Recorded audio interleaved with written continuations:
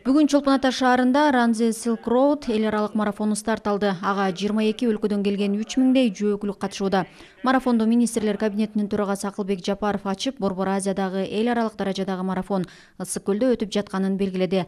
Марафонду кубануу менен колдойбуз, анткени калкты спорт менен машыгууга, сергек жашоого чакырабыз, деди ал. Марафондо катышуучулар 42 чакырым, 195 метр, 21 километр 97 метр, 10 жана 3 чакырымдарга чуркашат. Ошондой эле спортчулар 3 жана 10 чакырымдарга скандинавиялык басуу боюнча жарышышат. Марафондун байге фонду 1 миллион 534 миң сом. Спорттук иш-чарага Шанхай кызматташтык уюмуна мүчө өлкөлөрдүн алдыңкы спортчулары жана Кыргызстандын жеңил атлетика боюнча курама командасынын мүчөлөрү катышууда. 2021 жылдан тартып ШКУнун Ысык көл эл аралык марафонунда спортчулар нормативдерди аткарса, Олимпиада оюндарына, дүйнөлүк чемпионатка жана Азия оюндарына лицензия алуу мүмкүнчүлүктөрүнө ээ болушат. Марафондун алкагында эл аралык ири туристтик көргөзмө жарманкеси дагы өтүп жатат.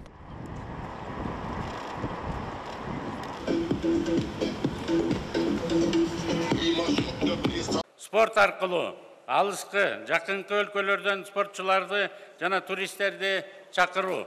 Башкысы таза суу, таза аба, таза инсан деген уран астында Кыргызстаныбызды таанытуу. Өмүр кыска, болгону 100 жаш. 100 жашка жете жашайлы. Баарыңыздарга ушуну каалайм. Ал эми спорт бул ден соолук. Ден соолук ишке жөндөмдүү калк, дени сак эл өнүгүүнүн кыймылдаткычы. Спорттун элди бириктирүү, элдештирүү жана ынтымакка чакыруу жөндөмдүүлүгү абдан күчтүү.